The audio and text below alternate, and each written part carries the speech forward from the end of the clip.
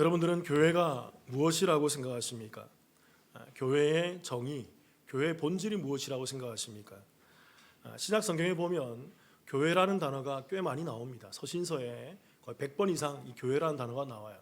근데 예수님께서 행하신 그 행적을 기록한 그 복음서, 사복음서에 보면 이 교회라는 단어는 딱 2번만 나옵니다. 예수님께서 딱 2번만 언급하셨어요. 그리고 그 언급 가운데 그 2번이 마태복음에 기록되어 있어요. 그리고 마태복음 그 2번의 기록 가운데 오늘 말씀에 그 교회라는 단어가 처음 등장하는 것입니다. 우리 말씀 같이 읽어볼까요? 마태복음 16장 18절 읽어볼게요. 또 내가 내게 이르노니 너는 베드로라. 내가 이 반석 위에 내 교회를 세우리니 음부의 권세가 이기지 못하리라. 복음서에서 예수님께서 최초로 교회라는 단어를 사용하셔서 이렇게 명명하시는 장면인 것입니다. 교회라는 말은 헬라어로 한번 따라해 볼게요, 여러분. 에클레시아. 제가 예전에 우리 교회 처음에 왔을 때 이 부분을 설교하면서 충분히 설명드렸어요. 교회는 에클레시아인데 에클레시아라는 말이 헬라어로 합성으로 되어 있습니다. 에크, 무엇으로부터, 칼레오, 부르다 동사예요. 그러니까 무엇으로부터 불러서 세운 자들 또는 무엇으로부터 불러냄을 입은 자들, 이들을 에클레시아 교회라고 얘기한다는 거죠. 그러니까 여러분, 우리가 일반적으로 우리가 알고 있는 이 교회는 건물을 의미하지 않습니다. 우리가 지금 예배드리고 있는 이 남북교회의 이 건물은 여러분 그냥 처소일 뿐이고 예배당일 뿐입니다. 물론 이것을 경시해서는 안 되겠지만, 너무 함부로 대해서는 안 되겠지만, 우리가 소중히 사용해야 되겠지만, 이 건물 자체는 교회가 아니에요. 성경 어디에도 이 건물을 교회라고 명명한 데는 없습니다. 교회는 오직 불러냄을 입은 자들, 불러냄을 당한 자들, 그들 사람들, 부르심을 받은 그 사람들, 그들 공동체를 교회라고 얘기하는 거죠. 그러니까 여러분, 성경이 말하는 교회는 사람인 것입니다. 그리고 이들은 어디론가로부터 불러냄을 입은 사람, 그 공동체가 교회가 된다는 것이죠. 그럼 또 이런 질문을 할 수 있잖아요, 여러분. 그러면 성도들이 사람인데 이 성도들은 어디로부터 불러냄을 받은 사람들입니까? 라는 질문이 나올 수 있어요. 말씀 하나 보겠습니다. 베드로전서 2장 9절 제가 읽겠습니다. 그러나 너희는 택하신 족속이요 왕 같은 제사장들이요 거룩한 나라요 그의 소유가 된 백성이니 이는 너희를 어두운 데서 불러내어 그의 기이한 빛에 들어가게 하신 이의 아름다운 덕을 선포하게 하려 하심이라. 너희는 택했다. 너희는 왕 같은 제사장들이다. 너희는 거룩한 나라, 하나님의 나라, 천국이다. 시작된 나라다. 그 소유가 된 하나님의 백성이야. 그러면서 이는 왜 너희들이 왜 이렇게 되었냐면, 왜냐하면 너희들은 어디에서 불러내요? 어두운 데서 불러내어 그의 기이한 빛, 복음의 빛에 들어가게 하신 이의 아름다운 덕을 선포하게 하기 위해서 그렇게 불러냄을 당한 자들이야 라고 얘기한다는 것입니다. 성도는 불러냄을 입은 사람들입니다. 어디론가로부터 부르심을 입은 사람들이에요. 그런데 어디로부터 부르심을 입은 바 되었어요?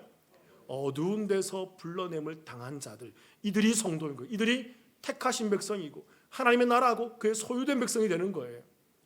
또 하나 여러분 말씀 골로새서 1장 13절을 같이 한번 읽어볼까요? 시작. 그가 우리를 흑암의 권세에서 건져내사 그의 사랑의 아들의 나라로 옮기셨으니. 그가 우리 성도를 어디에서? 흑암의 권세, 사망 권세, 그 어둠의 권세에서 우리를 뭐 하셨다?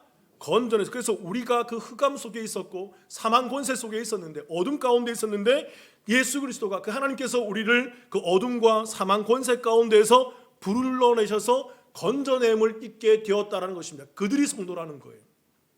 또 하나 여러분 로마서 6장 17절을 제가 읽어보겠습니다. 보세요. 17, 18절. 하나님께 감사하리로다. 너희가 본래 무엇의 종이더니? 이게 태생적으로, 원초적으로 너희가 본래 죄의 종이었어 라고 얘기하는 것입니다. 본래 죄의 종이었더니 너희에게 전하여 준 바 교훈의 본을 마음으로 순종하여 어디로부터 해방되어? 죄로부터 해방되어 의에게 종이 되었느니라. 우리는 원래 태생적으로 어머니의 태에서부터, 우리는 나기 이전부터 우리는 죄의 종이 되었고 죄 가운데 빠져있던 존재였습니다. 우리는 죄인이었어요. 그래서 그런 우리들을 하나님께서 우리를 그 복음으로 말미암아 우리를 불러주셔서 우리가 죄로부터 해방되게 만드셨다는 것입니다. 그걸 바로 의라는 것입니다. 그러니까 여러분, 성도는 부르심을 당한 자들인데 이들은 세상 가운데 그 죄악으로부터, 그 어둠으로부터 부르심을 입게 되어 빛 가운데 의 가운데 거하게 된 자들, 그들을 성도라고 얘기하는 거죠. 저와 여러분이 이 자리에 예배드리는 이유가 무엇입니까? 하나님께서 저와 여러분이 어둠 가운데 있는데 여전히 일요일이면 주일이면 세상 가운데에서 누워 자고 TV를 보며 세상을 즐기고 있는 그런 상태에서 주님이 계시구나, 하나님이 계시구나, 우리가 어둠이었구나, 우리를 불러내셔서 의 가운데 들어와서 예배하게 만든 이 공동체가 바로 교회, 성도라는 거예요. 그럼 여러분, 구약에서는 어떻게 설명할까요? 신명기 4장 10절을 제가 읽어드릴게요. 보세요. 내가 호렙산에서 내 하나님 여호와 앞에 섰던 날에 여호와께서 내게 이르시기를 나에게 백성을 뭐하라? 모으라. 내가 그들에게 내 말을 들려주어 그들이 세상에 사는 날 동안 나를 경외함을 배우게 하며 그 자녀에게 가르치게 하리라 하시매, 하나님께서 이스라엘 백성들을 그 호렙산으로 모으셨다는 것입니다. 그들이 그 호렙산 가운데 모이시게 되었을 때 그들이 하나님께서 가르치겠다는 거예요. 근데 여러분, 이 모으라는 단어가 매우 의미 있는 단어입니다. 이 단어가 히브리어로 따라해 볼게요. 카할. 이게 카할이라는 단어, 이게 소집하다, 모집하다 또는 부르다의 의미가 있어요. 그러니까 이들은 이 하나님께서 이스라엘 백성들을 그 호렙산, 시내산이죠, 그 시내산으로 불렀다는 것입니다. 하나님 말씀을 가르치도록, 하나님 말씀을 준행하도록, 하나님 말씀을 주도록. 그래서 그들이 어딘가에 있었는데 그 어딘가로부터 부르심을 입게 되어 하나님의 말씀 앞으로 모인 자들, 이 부르심을 입은 자들을 이들을 카할이라고 그랬다고요, 구약 성경에서. 그리고 이 카할이 어디에 등장하냐면 그 뒤에 이어지는 신명기 9장 10절 이렇게 나옵니다. 같이 한번 읽어볼까요? 시작. 여호와께서 두 돌판을 내게 주셨으나니 그 돌판의 글은 하나님이 손으로 기록하신 것이요 너희의 총회의 날에 여호와께서 산상불 가운데서 너희에게 이르신 모든 말씀입니다. 하나님께서 이스라엘 백성들을 그 호렙산, 시내산으로 불러서 하나님의 약속하신 그 율법의 말씀 두 돌판을, 하나님께서 기록하신 두 돌판을 그들에게 주시기 위해서 불렀다는 것입니다. 그래서 그들이 그 시내산에, 그 호렙산 앞으로 총회의 날에 그렇게 모이게 되었다는 것입니다. 여러분, 이 총회의 날 할 때 총회가 이게 바로 카할이에요. 하나님이 불러서 모이게 되었다는 것입니다. 여러분, 이 이스라엘 백성들이 어디로부터 부르심을 당했어요? 죄악된 애굽으로부터 부르심을 입게 된 거예요.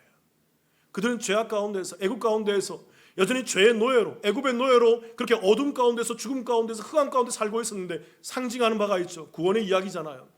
그런데 하나님께서 모세를 통하여서 그들을 하나님의 사람으로 불러내어서 그 호렙산, 시내산 앞으로 모아서 하나님의 총회가 되도록, 하나님의 모인 백성이 되도록 그렇게 불러냈다는 것입니다. 그걸 카할이라고 그래요. 그리고 여러분, 구약에 있는 언어인 히브리어 카할이 신약으로 넘어와서 헬라어로 변형되어서 나타나게 될 때 그 단어가 무엇일까요? 그게 바로 에클레시아로 변형되는 것입니다. 에클레시아도 마찬가지죠. 이 땅의 흑암의 권세, 어둠의 권세, 사망 권세 살고 있는 이 죄인들을 모세와 같이 예수님께서 이 땅에 오셔서 우리를 그 죄 가운데 건져내셔서 우리가 하나님의 말씀을 듣고 하나님을 경청하도록 예배하는 자로, 하나님을 섬기는 자로 우리가 이렇게 부르심을 받게 되었다라는 것입니다. 그들이 카할이고 그들이 에클레시아이며 그들을 성도라 그러고 그들을 교회라 그러는 거예요. 자, 그럼 이러한 이해 가운데에서 이제 오늘 본문 말씀 한번 봅시다. 마태복음 16장 18절 같이 한번 읽어볼까요? 시작. 또 내가 내게 이르노니 너는 베드로라. 내가 이 반석 위에 내 교회를 세우리니 음부의 권세가 이기지 못하리라. 예수님께서 한 말씀을 하십니다. 예수님께서 교회를 세우겠다고 그러세요. 교회를 내가 세울 거야. 내가 반드시 교회를 세워갈 거야. 그런데 이 교회는 어디 위에 세워져요? 반석 위에 세워져요. 그래서 여러분, 교회는 반드시 반석 위에 근간하고 있어야 돼요. 모래 위에 지어지면 안 돼요. 뻘밭에 지어지면 안 돼요. 그런 물가에 지어지면 안 됩니다. 교회는 반드시 어디 위에? 이 반석 위에 세워져야 한단 말입니다. 그러면 이런 질문을 해야죠. 목사님, 반석이 무엇입니까? 오늘 성경이 말하는 이 반석이 과연 무엇입니까? 부르심을 받은 교회 공동체가 디디고 있어야 될 이 반석이 과연 무엇일까요? 첫 번째는 베드로는 아닙니다. 여러분, 천주교에서는 베드로가 반석이라고 얘기하는데 베드로는 아니에요. 왜인지는 제가 예전에 설명드렸지만 한 번 더 설명드리겠습니다. 마태복음 16장 18절, 자 다시 읽어볼게요. 또 내가 내게 이르노니 너는 베드로라. 내가 이 반석 위에 내 교회를 세우리니 음부의 권세가 이기지 못하리라. 카톨릭에서는, 천주교에서는 이 말씀 그대로 번역해서 베드로가 이게 바로 페트로스, 이게 돌 반석이라는 뜻이거든요. 베드로가 반석이니까 그 다음에 예수님께서 내가 이 반석 위에 내 교회를 세우리니, 그러니까 반석 역시 페트로스, 이게 바로 베드로네. 그러면서 하나님께서 베드로 위에 교회를 세우신다라고 이렇게 이걸 표면적으로 성경 읽는다 그래요. 이걸 별 생각 없이 그냥 읽기식, 성경 그냥 읽는 소설 읽듯이 그렇게 읽는다는 그런 읽기 방식으로 그렇게 읽어서 이들이 베드로가 반석이네, 베드로 위에 교회가 세워지네. 그래서 여러분 천주교회 카톨릭의 초대 교황 제1대 교황이 누구라고요? 베드로였다고요. 베드로를 그 자기의 초대 교황으로 추대해서 베드로 이후부터 쭉 교황권이 이어지면서 교회권이 이어지면서 교회의 근간이 바로 교황이다. 교회의 근간이 바로 베드로로 말미암아 이어지는 바로 교황이야. 교황이 교회고, 교황이 교회고, 교회가 교황이야. 그래서 교황이 진행하는 모든 것들이 하나님이 역사하는 바와 같다라는 그런 이상한 주장들을 내뱉고 있다라는 것입니다. 그러나 여러분, 이러한 주장은 우리가 성경을 조금만 더 깊이 읽어보면, 좀 묵상해보고 깊이 묵상해보면 잘못된 주장임을 알 수 있어요. 첫 번째는 여러분, 문법적인 면에서 알 수 있습니다. 문법적으로 보더라도 여러분, 베드로라는 단어가 이게 페트로스란 말로서 맞아요, 반석이 맞지만 이 단어는 여러분 남성형으로 기록되어 있어요. 돌 반석 남성으로 기록되어 있는데 이 뒤에 반석 위에 교회를 세우겠다 할 때 이 반석은 역시 이것도 같은 어원이에요. 페트라이지만 바위, 암석, 반석이지만 이 말의 성은 여성형으로 기록되어 있어요. 예수님께서 이 말씀하시면서 구분해 놓는단 말입니다. 성경은 이 말을 구분해 놓고 있단 말입니다. 똑같은 반석이고 똑같은 페트로스, 페트라 같은 어원을 갖고 있지만 하나는 남성형, 베드로가 남자니까 남성형이겠죠. 그런데 베드로를 지칭하는 그 반석이 아님을 여기서 살짝 틀어서 얘기하고 있다는 것입니다. 이 반석은 여성형의 그러한 반석임을 우리 가운데 얘기하고 있다는 거예요. 여기서 차이가 나는 것입니다. 만일 교회의 기초가 이 사람인 베드로가 된다고 한다 그런다면, 사람이 교회가 기초가 되고 사람이 교회의 근간이 되고 사람이 교회의 기본이 된다 그런다면 우리는 이 말씀 뒤에 이어지는 말씀들을 잘 알고 있잖아요. 베드로가 갑자기 사탄으로 전락하는 모습 어떻게 이해할 수 있습니까? 또 베드로가 예수님을 부인하지 않겠다고 자신했지만, 그가 의지적으로 자신했지만 그 닭 울기 전에 베드로가 몇 번 부인해요? 3번 부인하면서 그 3번 부인한 그 장면에 보면 베드로가 예수님을 향해 저주했다라는 말이 있어요. 그러한 모습들을 어떻게 이해할 수 있습니까? 교회 기초가 사람이 되어버린다면, 사람이 근간이 되어버린다면 여러분, 교회는 산으로 가요. 교회는 저 강가로 가요. 들로 가요. 교회의 다움의 모습이 유지할 수가 없어요. 사람이 주인이 되기 때문에, 사람이 근간이 되기 때문에. 그래서 베드로는 아닙니다. 절대 아니에요. 그렇다면 이 교회 공동체가 디디고 있어야 될 이 반석은 무엇일까요? 두 번째는 따라해 보겠습니다. 신앙 고백입니다. 신앙 고백이 교회의 근간이 되는 거예요. 제대로 된 신앙 고백이. 마태복음 16장 18절 다시 한번 같이 읽어볼까요? 시작. 또 내가 내게 이르노니 너는 베드로라. 내가 이 반석 위에 내 교회를 세우리니 음부의 권세가 이기지 못하리라. 아까 이 베드로와 이 반석이 같은 의미와 같은 단어이지만 성이 다르다, 문법이 다르다고 얘기했잖아요. 그런데 여러분, 이와는 대조적으로 이 그 반석과 베드로는 문법적으로 성이 다르지만 이 반석과 똑같은 성의 일치를 보이는 단어가 있습니다. 그 단어가 뭘까요? 그게 바로 뭐죠? 표시해놨잖아요. 뭘까요? 바로 교회다. 그 교회가 헬라어로 뭐다? 에클레시아. 그래서 여러분, 이 반석이 페트라로 여성형으로 기록되어 있는데 그 뒤에 이어지는 이 교회 또한 에클레시아로 여성형으로 기록되고 있어요. 그래서 이 수의, 이 성의 일치를 여기서 딱 일치시켜 놓고 있다는 것입니다. 그러니까 반석은 교회와 연결되어 있고 교회의 근간은 베드로가 아니라 바로 반석임을 우리 가운데 얘기하고 있다는 것입니다. 그렇다면 여러분, 우리가 근본적으로 질문했던 것, 바로 교회의 근간이 되는 이 반석이 바로 의미하는 바가 뭘까요? 여러분, 이것은 문법적으로 보면 차이가 있고 두 번째로 봐야 되는 게 뭐냐면 그 의미면에서 살펴봐야 돼요. 예수님께서 이 반석을 왜 끄집어내시는지 그 의미를 알아야 한다는 것입니다. 예수님께서 이렇게 말씀하시죠. 너는 베드로라. 내가 이 반석 위에 내 교회를 세우겠다라는 이 말씀은 내가 베드로 위에 세우겠다는 것이 아니라, 이 말씀을 깊이 읽어보면 이해될 수 있어요. 예수님께서는 지금 베드로에게서 보여지는 어떤 한 모습 때문에, 베드로에게서 나타났던 어떤 한 특징적인 모습 때문에 예수님께서는 매우 기뻐하시면서 그 모습을 거의 마치 반석과 같은 거야. 그래서 내가 그 반석 위에 내가 이 교회를 세울 거야, 베드로야, 이렇게 얘기하고 있다는 것입니다. 그럼 베드로에게 보여지는 어떤 특징적인 모습이 무엇일까요? 그게 바로 앞에 나오는 16절부터 18절까지 말씀에 기록되어 있어요. 같이 한번 읽어보겠습니다. 시작. 시몬 베드로가 대답하여 이르되 주는 그리스도시요 살아계신 하나님의 아들이시니이다. 예수께서 대답하여 이르시되 바요나 시몬아 내가 복이 있도다. 이를 내게 알게 한 이는 혈육이 아니요 하늘에 계신 내 아버지시니라. 또 내가 내게 이르노니 너는 베드로라. 내가 이 반석 위에 내 교회를 세우리니 음부의 권세가 이기지 못하리라. 15절에서 예수님께서 제자들에게 묻습니다. 너희는 나를 누구라 생각하니? 그때 베드로가 기다렸다는 듯이 튀어나오면서 주는 그리스도시요 살아계신 하나님의 아들이십니다 라고 대답하자, 여러분 우리 행간을 보면 이해할 수 있어요. 예수님께서는 이 대답이 너무 좋으셨어요. 너무 흡족하셨어요. 그래서 예수님께서 그 다음에 뭐라고 얘기하십니까? 바요나 시몬아 내가 복이 있도다. 이 말이 무슨 말입니까? 그게 복이야. 그게 참 복이야. 그게 진짜 복이야. 그게 성도가 추구해야 될 복이고, 그게 이 땅의 교회들이 지녀야 될 복이고, 내가 이 복을 너에게 주러 왔어라는 그 복의 실체라는 것입니다. 그래서 예수님께서 베드로를 칭찬하시는 거죠. 여러분 이 베드로의 이 대답은 우리가 그동안 읽어왔던 마태복음 14, 15, 16장의 그 떡의 스토리와 이어져서 보면 좀 더 쉽게 이해될 수 있어요. 바리새인들과 서기관들, 그 유대인들은 그 떡 자체를 보지 못하고 손 씻는 그런 규정이나 세속적인 것을 바라보는 그런 모습을 보이더라는 것입니다. 그것이 바로 외식하는 신앙이에요. 예수님과 함께 있는데 예수님을 보지 못하는 것, 예수님과 함께 나와서 교회에 있는데 그 신앙의 본질인 복음을 보지 못하고 그리스도를 보지 못하고 그 구원을 바라보지 못하고 세상적인 걸 바라보고 세상에 있는 규정과 규율을 교회에 들고 와서 교회에서 그것을 주장해내는 것, 그게 왜곡되고 외식하는 신앙이에요. 잘못된 신앙입니다.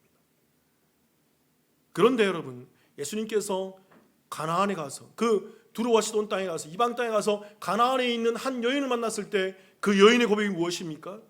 그 떡 자체이신 예수님을 바라보며 고백하는 그 신앙, 그 떡에서 그 산에서 떨어지는 그 떡 부스러기라도 내게 주소서, 그것만 있어도 충분합니다. 예수님의 자체를, 예수님 자체를, 예수님의 본질을 추구하는 그 신앙, 예수님께서 그 신앙을 보고 들었을 때 매우 흡족하셔서 그 여인에게 뭐라고 얘기합니까? 여자여 내 믿음이 크도다라고 칭찬하는 거예요. 또 이어지는 모습 보면 제자들이 여전히 떡을 이해하지 못하고 우리가 떡을 가져오지 않았기 때문에 예수님께서 저렇게 얘기하는 거야. 그러면서 그 세상의 떡을 추구하는 모습을 보면서 예수님은 또다시 제자들 향해서 얘기하죠. 너희의 믿음이 작도다. 믿음이 작다라는 말은 거의 없다라는 말과 동의어라 그랬잖아요. 믿음이 없도다. 이러한 영성성에서 이 말씀을 봐야 하는 것입니다. 예수님께서는 계속 이어지면서 제자들이 다시 한번 묻습니다. 너희는 나를 누구라 생각하니? 그때 세상 사람들은 엘리야다, 침례 요한이다, 누구다 세상의 많은 위인들을 얘기하지만 베드로가 나와서 얘기하는 것이죠. 주는 주를 고백하면서 주는 그리스도시요 살아계신 하나님의 아들이십니다. 바로 주님이 바로 그 메시아이시고 바로 그 여자의 후손으로 오시는 하나님이 우리에게 주시는 바로 여자의 후손이십니다. 그 창세기 3장 15절부터 이어져 오는 그 복음의 라인이고 씨의 라인이며 다윗의 후손으로 오시는 바로 그 그리스도 하나님의 언약된 그 후손입니다. 그 고백을 해내는 거예요. 예수님께서 이 고백을 듣고 매우 흡족하시면서 칭찬하시는 거죠. 바요나 시몬아, 그게 복이야. 그게 교회가 추구해야 될 복이고, 그게 이 땅의 성도들에게 내가 줄 수 있는 그 유일하고 완벽한 복이야. 내가 이 복을 주러 왔어. 그 얘기를 하시는 거예요. 그리고 예수님께서는 이 베드로의 이 신앙 고백이 바로 반석이라고 얘기하는 것입니다. 이 특징적 바요나 시몬아, 베드로야, 내가 앞으로 교회 세울 것인데 너에게 보여줬던, 너가 고백했던 그 반석과 같은 그 신앙 고백, 그 제대로 된 그 신앙 고백 위에 내가 교회를 세울 거야. 그래서 교회는 이 반석과 같은 이 제대로 된 신앙 고백 위에 세워져야 함을 우리 가운데 말씀하고 있다는 것입니다. 그래서 이 반석과 교회의 성을 일치를 시키고 베드로에게서 나타나는 그 특징적인 그 모습을 예수님께서 반석이라고 지칭하시면서 우리 가운데 말씀하고 있다는 거예요. 그러니까 여러분, 우리 성도들, 우리 남북교회에 요구되는 딱 한 가지 조건이 뭡니까 여러분? 우리 교회가 추구해야 될 조건, 우리 교회가 나아가야 될 방향성, 그게 바로 뭐죠? 예수 그리스도를 주로 시인하며 온전히 고백해내는 그 신앙 고백이 우리 안에 있어야 한다는 것입니다. 그 신앙 고백을 가지고 있는 자들, 그 제대로 된 주 되심과 그 메시아 되심과 그 그리스도 되심을 바라보면서 하나님 아들 되심을 바라볼 수 있는 그 온전한 신앙 고백이 있는 자들, 그들이 이 교회에 모여서 그들이 성도를 이루고 교회를 이루며 그 교회의 모습을, 그 본질적인 모습을 발전시켜 나아갈 수 있게 되는, 교회는 거기에 세워지는 거예요. 여러분, 교회 공동체가 디디고 있어야 될 반석이 무엇일까요? 세 번째는 따라해 보겠습니다. 은혜입니다. 여러분, 이 은혜가 중요해요. 마태복음 16장 16, 17절을 다시 한번 읽어볼까요? 같이 읽어보겠습니다. 시작. 시몬 베드로가 대답하여 이르되 주는 그리스도시요 살아계신 하나님의 아들이시니이다. 예수께서 대답하여 이르시되 바요나 시몬아 내가 복이 있도다. 이를 내게 알게 한 이는 혈육이 아니요 하늘에 계신 내 아버지시니라. 예수님께서 정확하게 말씀하세요. 바요나 시몬아 내가 복이 있다. 참 대답 잘했어. 정말 그래, 그게 반석이야. 그게 정말 중요한 거야. 그 고백이 있어야 돼. 그 고백 위에 내가 교회를 세울 거란 말이야. 근데 예수님께서 해석을 해주세요. 베드로가 그렇게 고백하게 된 이유를 설명해 주세요. 이게 그 반석의 근간이 되어야 되는 것입니다. 뭐라고 이해하십니까? 시몬아 내가 복이 있다고 하시면서 이를 내게 뭐하게 한? 알게 한 이는 혈육이 아니라 하늘에 계신 누구이시다? 내 아버지 하나님이, 성부 하나님이 너에게 알려줬다라는 것입니다. 그래서 네가 그것을 고백하고 네 입술에 담아서 그 제대로 된 신앙 고백을 터뜨릴 수 있게 된다는 거예요. 여러분, 이 알게 한이라는 단어가 헬라어로 이게 아포칼립토라는 단어입니다. 이게 알리다, 폭로하다, 벗기다인데 좀 더 분명한 의미가 뭐냐면 이게 덮개로 가려져 있는데 그 덮개를 치운 것을 얘기해요. 덮개를 제거하는 것을 얘기해요. 이게 무슨 말입니까, 여러분? 베드로는 스스로 깨달을 수가 없어요. 스스로 이런 고백을 할 수 없다고요. 내가 아무리 믿어야지, 내가 앞으로 교회 생활 잘해야지, 내가 열심히 잘해야지, 그런다고 여러분 이 은혜가 주어지는 게 아니에요. 이런 신앙 고백이 터져 나오는 게 아니에요.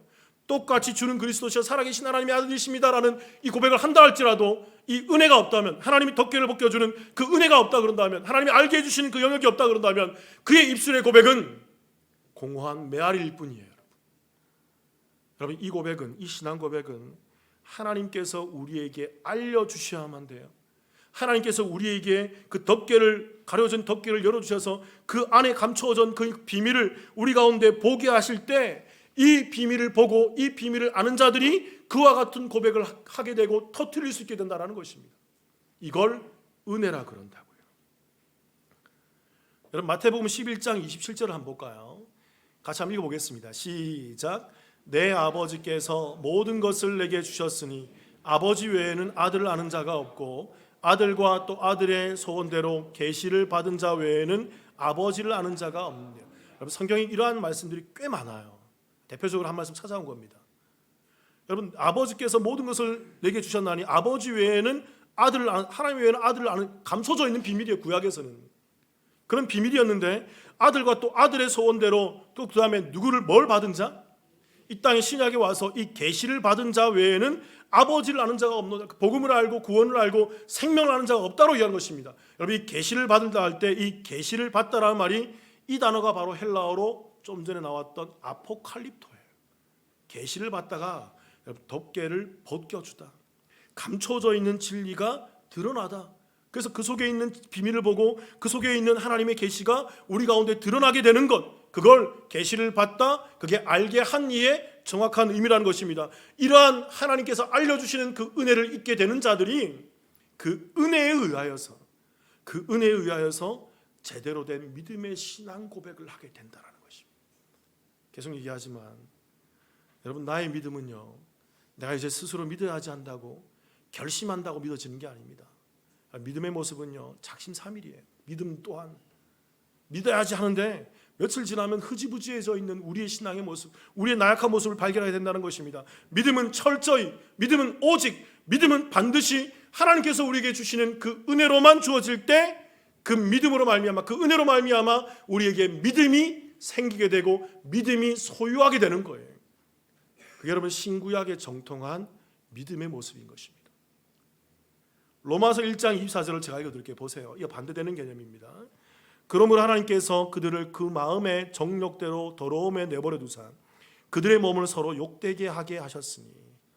잘 보세요. 그러므로 하나님께서 그들, 은혜가 없는 사람들, 믿음이 없는 사람들을 마음의 정욕대로 더러움에 뭐해 두사? 내버려 뒀다라는 거예요. 그래서 그들이 이 땅 가운데서 몸을 욕되게 하고 하나님을 제대로 믿지 못하고 그 외식하는 신앙과 왜곡하는 신앙과 또는 믿지 못하는 신앙과 그 세상을 즐기며 세상의 힘만을 추구하며 세상의 관습과 세상의 규정만을 추구하는 그 잘못된 모습을 보이게 되는 이유가 뭘까요? 하나님께서 그들을 뭐해 두사? 내버려 두신 거예요. 여러분, 이 내버려 두사라는 말이 헬라어로 파라디돔이란 말입니다. 이게 허락하다, 넘겨주다란 말입니다. 무슨 말일까요, 여러분? 세상에 허락했다는 거예요. 어둠의 권세에 넘겨줬다는 것이죠. 하나님은 그들에게 가려진 덮개를 열어주지 않았어요. 하나님은 이들에게 그들을 건져내주지 않았어요. 하나님은 이들에게 그 비밀함을 알려주지 않았단 말입니다. 그냥 모르는 채로, 그냥 세상이 좋은 채로, 세상의 힘만 추구하고 세상의 규정만을 추구하는 채로 그냥 살아가도록 그렇게 내버려 두었다는 것입니다. 그래서 그들이 그 세상의 힘이 다인 줄 알고 그렇게 살아가는 거예요. 밖에서도 교회에서도. 그 바리새인과 서두교인들이. 대표적인 사람이 누굽니까? 자주 인용하는 사람이 누굽니까? 애굽에 10가지 장이 떨어졌는데도 여러분, 바로왕이 왜 못 믿을까요? 바로왕이 내버려뒀기 때문에, 하나님께서 그 은혜를 주지 않았기 때문에. 여러분, 바로왕이 기적을 못 봤어요? 바로왕이 체험을 못했어요? 바로왕이 놀라운 하나님의 역사를, 불이 떨어지는 역사를 못 봤어요? 바로왕이 그 신적인 하나님의 권세를 보지 못했어요? 그는 10가지나 보았다고요. 그 홍해가 갈라지는 것까지 봤다고요. 그런데 그 속에 죽으러 들어가는 인생이 누굽니까? 바로왕이지 않습니까? 왜 그럴까요, 여러분?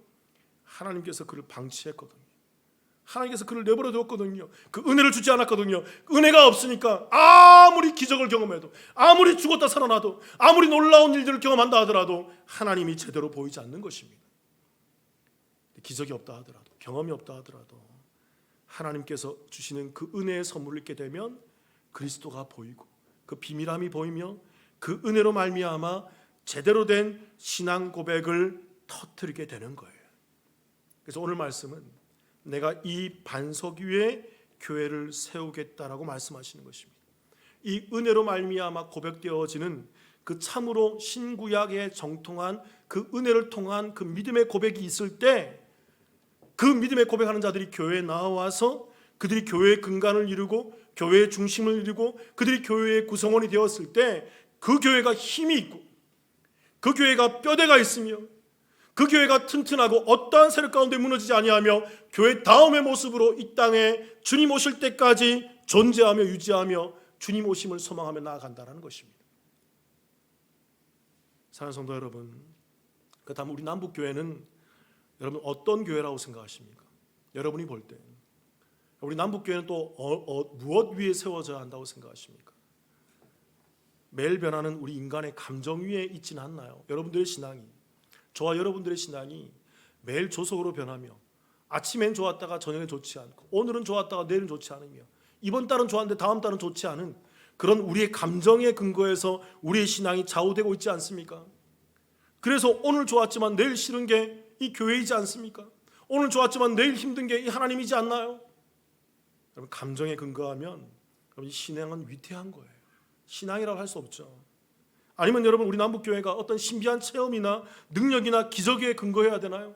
그래서 기적이 많이 나타나면 참 좋은 교회고 훌륭한 교회고 능력 많은 교회고 참 풍성한 교회고 참으로 부흥하는 교회다라고 하고, 기적이 없고 능력이 없고 어떤 치유와 어떤 역사가 없으면 이 교회는 참 미미한 교회네, 이 교회는 아무런 역사가 없네, 이 교회는 하나님의 능력이 없네, 그러면서 좋지 않은 교회로 전락하는 것인가요?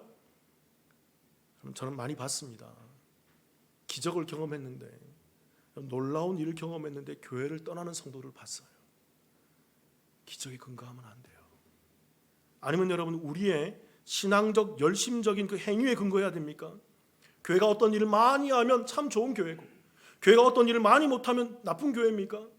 자, 동기들을 만나서 우리 교회가 하는 그런 선교와 전도 현장 가운데 우리가 그렇게 붙고 이렇게 하는 것들을 보면 얘기할 때 동기들이 놀래요. 여러분, 우리 남북교회가 가지고 있는 이 캐파 가운데에서 그만큼 한다는 것 때문에 많이 놀래요. 정말 우리 교회 많이 하고 있습니다. 여러분들이 잘 모르지만 정말 많이 하고 있어요. 그럼 여러분, 우리가 많이 하기 때문에 좋은 교회인가요? 다른 교회, 좀 우리 교회보다 약하고 좀 어려운 교회는 재정도 없고 인력도 없기 때문에 그들은 많이 못하잖아요. 그럼 그들은 많이 못하기 때문에 나쁜 교회인가요, 여러분? 교회는 그렇게 판단되는 게 아니에요. 교회는 그렇게 단편적으로 봐서는 안 되는 것입니다. 여러분, 그런 감정에 치우치거나 그런 능력이나 기적에 치우치거나 어떤 행위와 어떤 신앙적 열심에 의해서 교회가 평가된다고 그런다면 여러분, 이런 교회는 반드시 비가 오고 창수가 나며 바람이 불게 될 때 무너지게 되어 있어요. 교회가 갈라지게 되고 교회가 깨어지게 되어 있어요. 이 땅에 무수히 많은 교회가 그런 길을 가고 있습니다. 그러나 은혜를 통해서, 하나님께서 우리에게 주시는 그 은혜를 통해서 제대로 된 신앙 고백을 하게 되는 교회, 그 교회가 베드로처럼 사탄으로 전락하고 베드로처럼 예수를 3번이나 부인하는 그 지경까지 가면서 저주하는 인생이 된다 하더라도 그는 다시 오수뚜기처럼 일어나서, 왜요? 내가 하는 게 아니라 누가 세워주는 거기 때문에, 하나님이 나를 세워주고 내게 은혜를 주신 것이기 때문에 그 하나님의 능력에 의해서 우리가 다시 일어나서 하나님의 영광을 바라보며 베드로처럼 죽을 때까지 헌신하며 나아갈 수 있는 그 믿음의 모습을, 그 신앙의 모습을 견지하게 된다는 거예요. 그러니까 사랑하는 성도 여러분, 나를 신뢰하는 자들이 아니라 하나님을 신뢰하시기 바랍니다. 나만 바라보면 절망이에요. 나만 바라보면 여러분 소망이 없습니다. 내가 뭐 잘한 게 있다고, 내가 뭐 얼마나 대단하다고, 잘한다고 하더라도 내가 얼마나 잘할 수 있습니까? 못한다 그러더라도 자꾸 우린 절망 가운데 빠질 수밖에 없어요. 그런데 변개치 않으시고 그 한 번 약속하신 그 말씀을 반드시 성취해내시는 그 하나님의 은혜의 약속의 근거에서 그 은혜로 말미암아 하나님을 인정하고 그 은혜로 말미암아 하나님을 믿으며 그 은혜로 말미암아 하나님을 신뢰하는 저와 여러분, 우리 남북교회가 되기를, 그래서 믿음의 온전한 고백이 터져나와서 언제 어느 때라도 주님 앞에 엎드리며 나아갈 수 있는 살아있는 공동체가 되기를 주님의 이름으로 축원합니다. 같이 한번 기도하십시다.